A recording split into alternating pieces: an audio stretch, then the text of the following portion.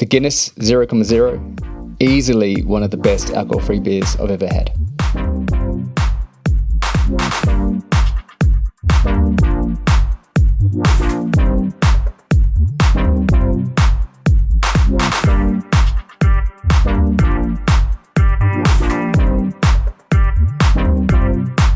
So I really like this can. I think it's a great looking can. It's very similar to the original Guinness can, with obviously the 0.0 and some blue on there. As with other alcohol-free options, that blue just highlights that it's an alcohol-free version compared to the alcohol version. So Guinness was started in 1759 by Arthur Guinness. He is a visionary, so he actually signed a 9,000-year lease for the property down in Dublin, which is pretty confident. That's a very confident man, very sure of his beer. And, it was justified. It's a very, very good beer brand and beer. They understand marketing really well. And, it's crazy to think that he was so confident that he'd signed something for not just his family and kids, but, generations in the future have, got that lease in place. So the design on the harp, why use a harp for their logo? Well, the harp, is very important to Irish culture and heritage and the arts, and it's based on what's called a Brian Boru harp, which was brought out in the 15th century, and that's what they've based their logo on. It became so popular that it actually is part of the Irish passport now. So in 1922, when Ireland became its own country, they used the logo, they flipped it around. So they used the harp and flipped it around. So there was actually a trademark issue for Guinness. So they said, you can't use the same logo as what we use. So they flipped it around, the Irish government flipped it around the other way. And that's on the Irish passports still today. The logo itself, it's gone through a few updates. So when it was first released, it was designed by a man called Jerry Barney. And he designed it first in 1968, and then again he did the same logo in 2005, and they've actually just been reducing the number of strings just to make it a bit more minimalist, I guess. You can actually go and see a Brian Boru harp in Trinity College. So Trinity College is the university in the centre of Dublin. I'd recommend going to it. It's a really amazing college to go visit. There's also a beautiful library, which a lot of people think is kind of the Hogwarts library, so it's definitely worth going to visit. And there you can go see the Brian Boru harp. So where they the kind of the style of harp that they base their logo on. So that's probably enough about the branding and the logo. Let's give it a pour and see what it looks like. And I guess before I pour it, one thing that's also of interest is that this is a can. And a can, it's not quite as luxurious as a bottle.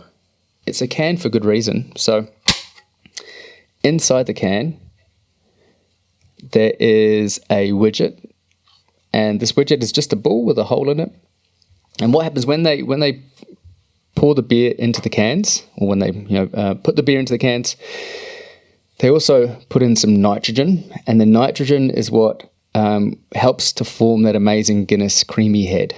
So this little widget is really important, and I don't think they could do this if they had it in a bottle. So they've had to go for these cans. It's the same widget in both the normal Guinness and the alcohol-free Guinness. And when you crack it open, that widget, that ball, drops to the bottom, releases the nitrogen, and helps to create that creamy head that Guinness is so famous for. So without further ado, let's crack it open. And that's also why the Guinness cans do foam up and froth quite a bit, even if you haven't, shaken them up or anything. So definitely worth being careful when you open up that Guinness for the first time. Let that nitrogen ball drop, that widget drop.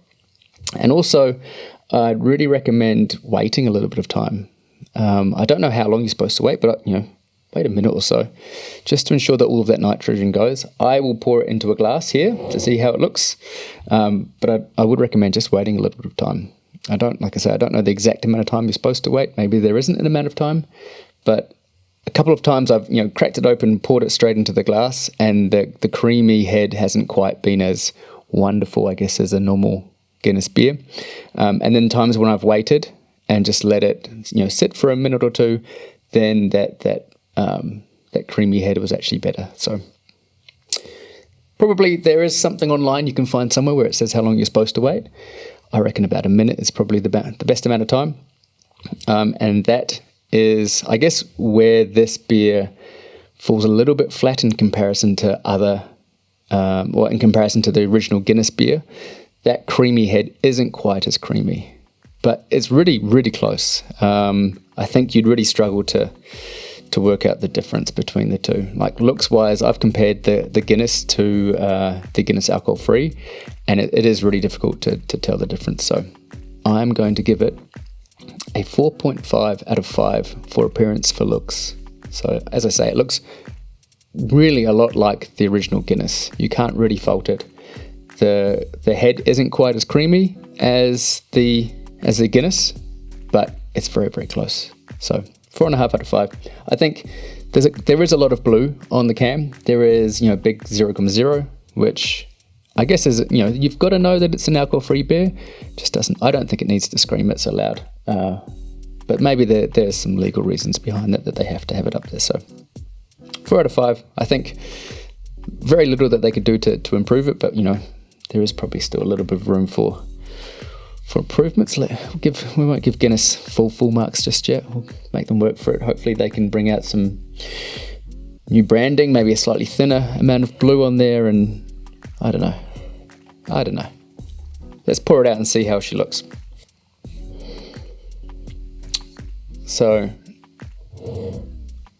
as I say, appearance-wise, once poured, looks fantastic. It's got the right amount of head. It really is like the creamy dark, well not dark, but the creamy like light brown head that it should be. I think in comparison to an actual Guinness, it's still not quite as creamy, or there is a bit of a lighter colour to it, but considering that it's an alcohol-free version, you really can't fault it, I don't think. And Guinness is so famous for their marketing and for their branding. It's great to see that they've actually taken like a big step in ensuring that the alcohol-free beer is just as good as their Guinness, and also their marketing and their branding. So really impressed. This alcohol-free beer was released in 2021, so it's still quite a young, new alcohol-free beer. But Guinness actually invested 25 million euros into creating a special facility to be able to brew this alcohol-free beer. So, the Guinness team really invested into creating a fantastic alcohol-free beer, and they've knocked it out of the park, I think. Looking at Aroma now, the Guinness 0.0 smells like a dark stout should, and smells like the Guinness should. So it's a little bit lighter, I guess, than the original Guinness, but I can promise that straight out of the tap in Dublin, it smells almost the same. It's very, very, very close. So a quick story from when I was in Dublin. I was drinking with a friend. He was on the normal Guinnesses. I was on the alcohol-free version. The barman came up to us with our 2 drinks and placed them between us. Now, he didn't give one to my friend and one to me. He just sat them between us, and we had no idea which one was which. The barman walked off, and we sat there kind of trying to guess which belonged to which of us. My friend, I said to him, I'm not drinking, so can you find out which one's the alcohol one and which one's the alcohol-free? So he took a sniff from both, couldn't tell, took a sip from both, and also couldn't tell. It was really, really difficult for us to really work out which one was the alcohol version, which one was the alcohol-free. Luckily, the barman came over and helped us out and pointed to which one was the alcohol version, which one was the alcohol-free. But I think that just goes to show how great a job Guinness have done in making it an alcohol-free beer that tastes just like the alcohol version. So, yeah, basically on that, I think they've done such an amazing job that aroma-wise, it's going to get also a 4.5 out of 5 for me. So really great smelling beer, just like the Guinness itself. So therefore, almost full marks again. So as I've said before, if aroma is good, then taste is usually pretty good. And the St. James Gate Brewers have done, again, like an amazing job in creating this Guinness. It's made with water, barley, hops and yeast. And what they do that's special so far from what I've seen from other alcohol-free beers is they do a cold filtration to remove the alcohol, which could be why they're managing to keep so much of the beer's flavour and integrity. So, it doesn't have this strange aftertaste that some alcohol-free beers have. It doesn't taste too sugary. The balance of flavours is just like a normal Guinness should be. And, they've done such a fantastic job, I think. It tastes for me like a Guinness should. It has that bitter, but also sweet that Guinness has. It's notes of chocolate and coffee and all that other good stuff that Guinness is so famous for. It tastes like it's a meal in a can or a meal in a glass. It feels creamy. The mouthfeel itself is very similar to a Guinness. That's why my friend and I couldn't tell which one was the Guinness version, which one was the alcohol-free version. Like I say, I can only give high marks for this beer. So I'm going to give it a 9.5 out of 10. So again, almost full marks for this beer. It's going to go in my fridge. It's going to be not my everyday beer, but as I say, like it's a fantastic Sunday afternoon beer. You've got the roast in the oven, you've finished, cleaning the kitchen or whatever else you've got to do after you're putting your roast in the oven, and you can crack it open, watch a bit of sport on the TV. It reminds me of a normal Guinness, and I think a lot of people would say the same, that it just has that, perfect Guinness meal in a can kind of flavour. And it reminds them of that Guinness beer, which is important for me. Like I'm trying to find beers that take the place of a normal alcohol beer that I can sit down and enjoy, and that don't make me want to go off and grab an alcohol beer. And this alcohol-free version really hits the spot. So finally, we're looking at the overall points. How easy is it to purchase? What does it cost? Where can I get it from? All those kind of questions. Is it come in a nice 6-pack, or do I have to buy the cans by themselves? Does it come in a 10, 20-pack? And this is where the Guinness loses a couple points for me, where I'm based in Germany.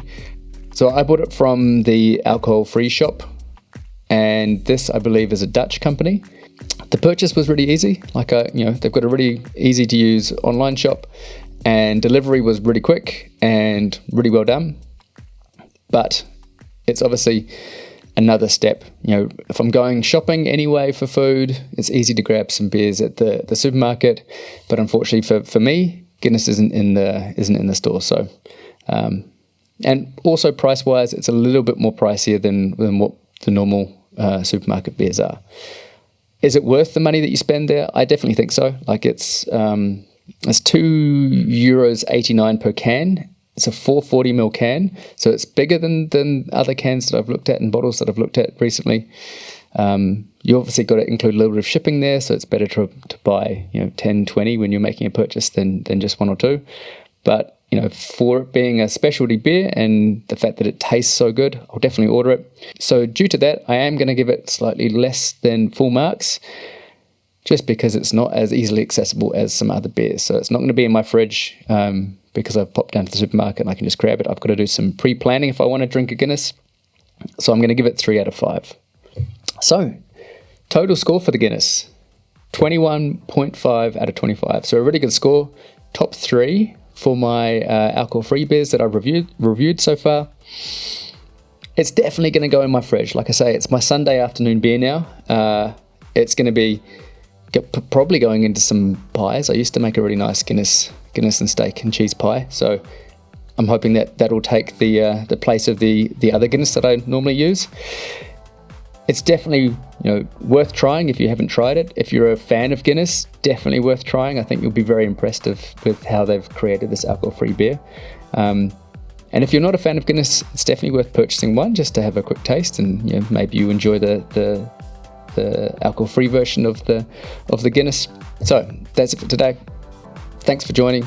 If you've got any recommendations of alcohol-free beers that I should review, I'd love to hear. If you've tried the Guinness, let me know if you've enjoyed it yourself. The next beer that I'm going to be reviewing is called the Vanderstreek Funhouse. It is a New England IPA, so I'm really looking forward to it. It's one of my favorite beers at the moment as well to drink. If you've enjoyed, obviously, if you can give us a like and subscribe, it'd be very much appreciated. And looking forward to seeing you at the next alcohol-free beer review. Cheers. Have a good one.